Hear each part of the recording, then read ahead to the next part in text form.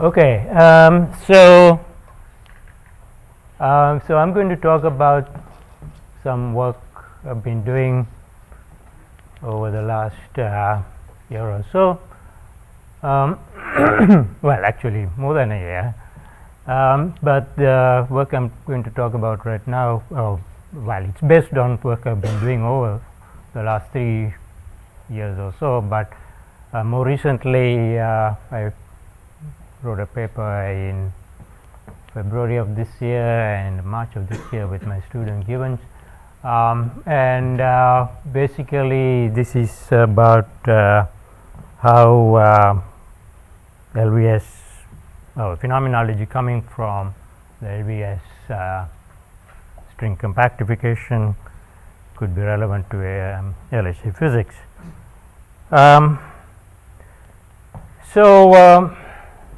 So to begin with, let me make some general comments. So what are the necessary conditions for getting a meaningful string phenomenology? So first of all, the model should have enough freedom to get a tunable cosmological constant. This is not the same thing as solving the cosmological constant, but you should at least have enough freedom in the theory so that you could maybe find some region in the landscape where the cosmological constant is almost 0. And currently the only variable mechanism that I know of is this mechanism explained by Bussow and Podgorski, where you have to have a large number of cycles where you can turn on different fluxes and achieve this so-called discretum, which is sufficiently dense near 0 such that you can get what you want. Secondly, all the moduli should be stabilized at some supersymmetric breaking minimum, with the scale of this supersymmetric breaking being low enough to get a meaningful phenomenology. And here I should stress that even if we do not have the exact mechanism for finding a minimum with a cosmological constant at the correct scale, the predictions that you make or the phenomenology that you get should be relatively insensitive to how you tune this cosmological constant to nearly 0. Then of course the currently existing phenomenological and cosmological constraints should be satisfied. The output, and again I should stress this, that the output should not depend too strongly on the details of the particular model or construction of the standard model or the MSSM. As far as I can see, the only meaningful predictions are generic ones, because, and I will elaborate on this in the next slide, because such details can be easily swamped by when you tune the cosmological constant. So I believe that phenomenology coming from this large volume scenario satisfies this criteria, even though of course the concrete construction of the MSSM, I gather there has been some recent progress in this, is not yet available. In the heterotic case, on the other hand, of course MSSM like models exist. The other day we heard that there were several thousands of them. On the other hand, the modular stabilization and the tuning of the cosmological constant is not so clear. So let me revisit this question again. This is an issue which I wrote a paper about 5 or 6 years ago. So typically in string theory supergravity models, you generate some potential at high scale, say let's say the string scale or somewhere below the string scale, and it is assumed to be the potential of some Wilsonian effective action, with all the modes above that scale being integrated out.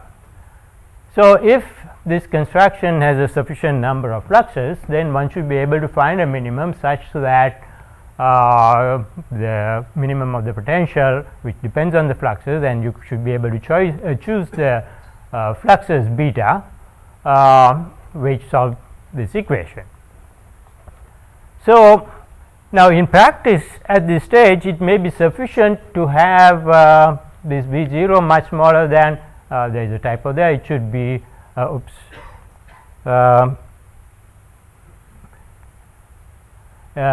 it should be m3r squared, m Planck squared. So, as long as this V 0 is much smaller than that, which is the square of f squared, then your phenomenology should not depend too badly, too sensitively on how you tune it to achieve this. Now, suppose at this scale you predict you have some detailed prediction of a set of coupling constants, masses and so on, which of course will depend on these fluxes, because these coupling constants etc., they all are functions of the moduli, and the moduli depend on the fluxes. So, and also since it is highly likely that there is a large degeneracy in solving this equation, it implies that it is not really possible to give a precise prediction for these. Actually, the situation is even worse than this, because suppose you predict the values, because you want, so once you get this at some UV scale, you might want to use that to predict the values at the infrared scale that you are interested in, using these as initial conditions for RG running. Now, the Booster-Polchinski argument is that one can find a set, or more likely sets of fluxes beta, such that the CC in the IR is which is the minimum of that IR potential plus the sum of all condensates that you have is equal to 0, and almost certainly this set is going to be somewhat different from your initial set. So, actually one should have started with that to do the running, and clearly such precise predictions cannot be made, and before moduli stabilization and well, certainly not before moduli stabilization and CC tuning, and even after that it is seems unlikely that you should be able to make such predictions. So, now, okay, coming to the question of local models and so on. So, I should mention that, well, there are several decoupling limits where you take m Planck to infinity. So, one decoupling limit would be where all the fields vanish in they're divided by m Planck. So, they have waves which are smaller than m Planck. So, this is effectively 0, and similarly these go to 0. On the but this A is a naive global limit. I mean, in this limit you recover global the global supersymmetry expressions, the covariant, the scalar derivative goes to the ordinary derivative of the superpotential, and the potential goes to this positive definite form. So, if supersymmetry is broken, then you have a positive cosmological constant. So, there would be a cosmological constant at the scale of supersymmetry breaking. On the other hand, there is another limit you can think of, and this is what would be relevant for instance, gauge mediated type discussions, where this goes to 0, and this is m3 of m Planck is fixed at m3 of m Planck, which is not 0 and is finite. On the other hand, of course, in this limit, the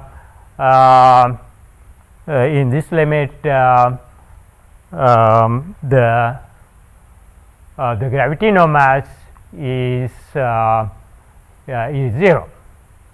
Okay. On the other hand, and then finally there is a limit which is more close to which is what one would do in gravity mediated type situations, where you have two sets of fields, and this is also typical of string theory compactifications, where you have a set of fields which do not go to 0, which are not suppressed compared to the Planck scale. They are typically the moduli fields in string theory, for instance. They do not go to 0, and then you might have some standard model fields which do go to 0, and that is the relevant limit there. And this is the case for string theory embedding. So the question is, so if you have a local model which you embed, if you want to embed in a full global context, then you have to deal with the fact that you have these moduli which are going to take large webs compared to the Planck scale. And in supergravity, in the supergravity potential, all these moduli are coupled together. So if you want low scale, if you want, say, for instance, gauge mediated type supersymmetry breaking in such a model, then you have to first, I would argue that you have to first find, when you compactify the string theory, when you solve the global problem of moduli stabilization, you have to look for a supersymmetric minimum and then find some other mechanism within the local model to find some other mechanism to break the supersymmetry, like what GMSB people do, which is to have separate,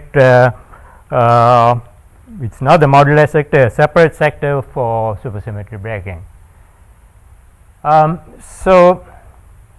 Okay, so now the particular context that I would want to discuss in detail at this point are these inputs here, where we begin with a low energy limit of type 2b string theory compactified on a Calabi-Yau orientifold, which is chosen to be of this Swiss cheese type, introduced by Berglund, Balasubramanian, Berglund, Conlon, and Quevedo. So this leads to this large volume scenario, which, as far as I know, is the only known moduli stabilization mechanism where you have a supersymmetry breaking minimum.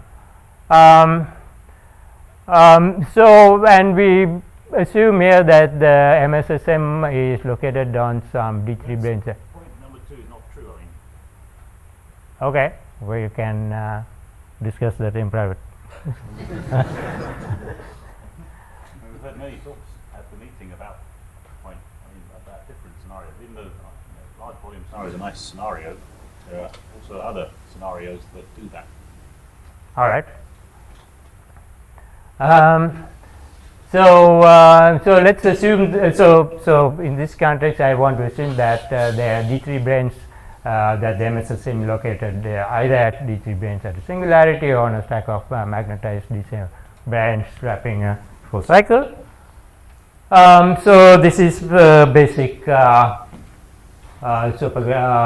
supergravity framework. So I work with n Planck equal to 1, and then you have an action which depends on a set of chiral a scalar potential depending on a set of chiral fields, a superpotential and their conjugate, superpotential, a holomorphic superpotential, a holomorphic gauge coupling function, and at the two derivative level the form of the action is determined by this in this standard form, where these are superspace meshes, and that is the standard supergravity superspace action.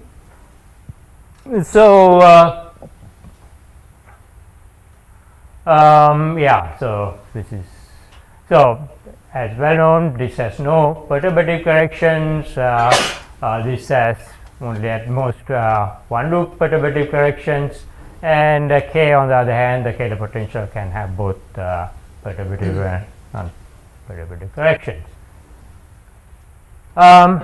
So the potential is this f squared term, which is positive definite, and then this is there is a negative definite term which at the minimum will become the gravitino mass, and then there is a d term potential, and f terms are defined like this in terms of the scalar derivatives, and this becomes the gravitational mass when you find a minimum, and so this is just to establish notation. And so the requirement for supersymmetric breaking is that that these Fi's are non-zero. Well, we could also have D's non-zero, and for the cosmological constant to be approximately 0, then or to be 0, then you would need this f squared equal to 3 times m f squared. So the second condition, of course, involves some fine tuning after quantum corrections, and as I stressed before, even if this is not satisfied exactly by the phenomenological conclusions, it should not be sensitive to this constraint. And this must result in non-zero scalar and gauge-inner masses, which are not very sensitive. Okay, so now I said how much time do we have? 10 minutes. Yeah. So I said we are talking about a two derivative supergravity action. Now in general, of course, we are starting with string theory, and we have a 10-dimensional action, and then you have Kaluza-Klein string modes which are integrated out, Kaluza-Klein modes integrated out. And you might ask what justifies, what is the criterion for justifying to the two derivative action. And typically, of course, you would have box over m squared much less than 1. Now, but you might think that since you want to start with supergravity action, not just low energy action, you want to have a truncation in superderivatives. So generally in such truncations, what you want to truncate is the total number of derivatives. So that would be the total number of derivatives plus the number of bilinears and the number of f terms. And for the generically for the validity of the expansion, you want these ratios to be suppressed. So in the string example, for instance, you might expect that since m string is that and m3 halves is that you end up with f term like that, and you want to suppress that relative to the Kaluza-Klein modes, and this would imply that m3 halves must be much less than that. So this is certainly what happens in GMSB type theories, where you have a messenger scale x0 and you want to suppress that much less than 1. So generically you might expect that. However, and this is something that I've been discussing with Fernando, in LVS models you might expect that where these couplings, since the couplings might be suppressed, may not necessarily order 1, but suppressed by some volume factor, that the corresponding situation is somewhat ameliorated. I'll come back to that. So now to proceed, we expand as these authors have done in a long time ago, the superpotential and the Kähler potential, and you get expressions for these masses, and I must stress that these are expected to be Wilsonian effective action parameters. And also I should stress that these formulae are supposed to be valid at the quantum level of the Wilsonian action, provided of course you use the quantum corrected expressions for the Kähler potential and so on. Okay, for instance, you would want to replace one loop to one loop order that Kähler potential by that one, and then you calculate. What about the anomalies which are generated by going to the Einstein frame? Well, so the action that I wrote down you can do these Weyl transformations on these actions, and the Weyl transformations lead to certain corrections to the gauge coupling function. These corrections were computed by Kapnowski and Louis, the first correction here, and the other corrections were well known in the literature from earlier work. And at the end of the day, you end up with a coupling function which is that, and if you, in a supersymmetric theory, you should be able to obtain the gauge inner mass by projecting the F term of that, and that's what you get for the F term. And there are no additional terms in this unless you want to break supersymmetry explicitly. Okay, so now there are different versions of LVS, and how much time do we have? 5 minutes.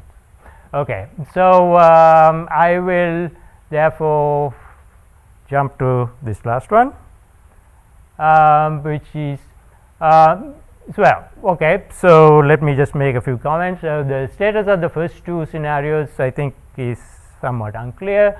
So I was going to consider only the third and fourth, maybe I can only consider the fourth, but the third appears to my to have serious cosmological problems, and it appears to me that the only version of LVS which may survive both theoretical and phenomenological constraints is this last scenario. Unfortunately, it appears to lead in large part to an unobservable at the LHC SUSY partners. So okay, so these are the classical results which certainly are well known to LVS people, and then so this is the case which I cannot spend too much time discussing. So let me so this is the case which I wanted to discuss for the phenomenology, which is originally introduced by Blumenhagen et al. And we have done some work on this over the last 4 years or so. And one issue that I wanted to discuss, which I have discussed in the past, is that that because you need at least two moduli and two Kähler moduli, you have possible problem with flavor changing neutral currents, and it turns out that to suppress them, to suppress this compared to the classically generated soft mass, you might need a volume which is greater than 10 to the 12. However, this situation is changed completely by Weyl anomaly generated gauge inner mass, and so this is basically what happens is that the Weyl anomaly generates a gauge inner mass which is alpha suppressed, gauge coupling suppressed compared to the gravity inner mass, and then that feeds into the RG, which is often called gauge inner mediated breaking, that generates the scalar masses and generates the scalar masses of that order. So and now the point is that what you should compare in the formula for the FCNC problem is not the original classical mass, but this quantum generated classical mass, which enables us to raise the volume to have a lower bound of the volume of 10 to the 5, and hence we get that value for the gravity inner mass. Okay, so so I wanted to discuss that, these non-perturbative effects, which are FCNC effects, but for lack of time. So the phenomenology of this was worked out with Javi Bear and my student and his student and postdocs, and so that gives you the gauge coupling runnings, and what I want to focus on is this table here. So here we have so in the original paper we had lower values of M3 halves also, and this gave us a Higgs mass of 116, and the dark matter was far below what is measured by cosmologists. On the other hand, if we had raised, and in fact soon after that, though we didn't publish it, we did raise it, my student raised it to 500 TeV, and you got saturated the dark matter and the Higgs mass, which sort of logarithmically sensitive, increased. And of course, it also depends strictly on tan beta, and for different values of tan beta, you have you get the Higgs mass in, well, currently rumored to be where the current rumors seems to tell you it is at. So basically what happens is that the dark matter spectrum goes like that, dark matter density goes like that, so that there is some region here where you might for the M3 halves, and that gives you, appears to give you the right region for the right values for the Higgs mass, possibly. So basically what we have is a 2-parameter phenomenology. All the Susy breaking soft terms are essentially determined by gravitational mass and tan beta, and avoiding FCNC leads to a Calabi-Yau volume. When you raise the gravitational mass, this correspondingly can be lowered somewhat, and of course we are still a modulus problem because the modulus is only about few TeV, which may not be enough depending on factors of order 1. And we get a Higgs mass with these with sufficiently high values of M3 halves, which is in this range, and the LSP is only 1.4 TeV, so we don't expect to see any supersymmetric partners of the LHC even with 100 inverse femtobarns of data. So so that's basically it. And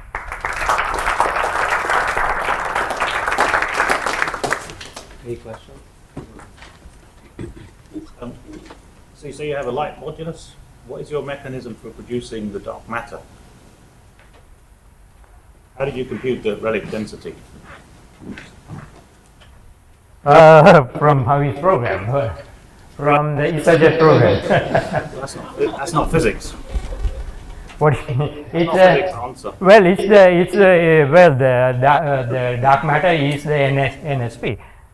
Well, if you have a light modulus and you avoid the moduli problem, you dilute the relic abundance from the modulus decay, and so those relic density numbers, if those are the thermal relic numbers, which is what those programs give you, that's not the correct calculation.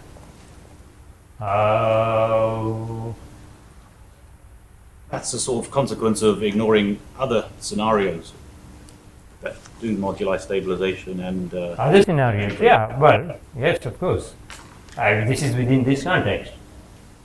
so But you consider think here you're missing the D3 branes and singularities. Yeah. So you should not have a moduli problem here. he says he's got a light modulus. Well, it's M3 halves divided 500. Well, okay, it's about 5 TeV. I don't think it is a problem, but it may be. I mean, if you want 30 TeV like Gaudi does, then it is a problem. But I think they are order 1 factors here. So I said I might have a problem. So if you have a problem, then the model's inconsistent. Yes. If you Well, avoid the moduli problem by appropriate modulus mass and coupling, it will decay before BBN and dilute that relic abundance that you've calculated there. What you have to do is calculate the number of relics produced from the decay of the modulus.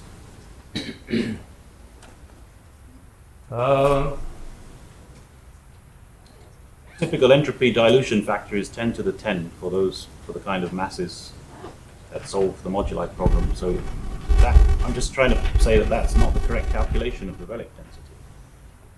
If that is if those numbers are the thermal abundances. well, I'm not an expert on that. I don't know. I have to consult with Javier. He thought this was okay. So, Any other questions? Just to be provocative. This, to arrive to your conclusions, you assume that you have your own scenario for phenomenon this. it's not my own scenario. It is. I don't have anomaly mediation. Hey, but you assume I have Kaplinowski-Lewis formula. but you which assume is, that, you assume that everybody else has been doing it wrong and you're doing it right. No, Kaplinowski and Lewis have been doing it right. Okay. So anybody who claims that they are wrong should first show that they are wrong. If you don't, if there is an, so my point is this: if there is an extra term in that formula, then people have to justify that extra term. If there is an extra term, you are breaking supersymmetry explicitly. Look, here's the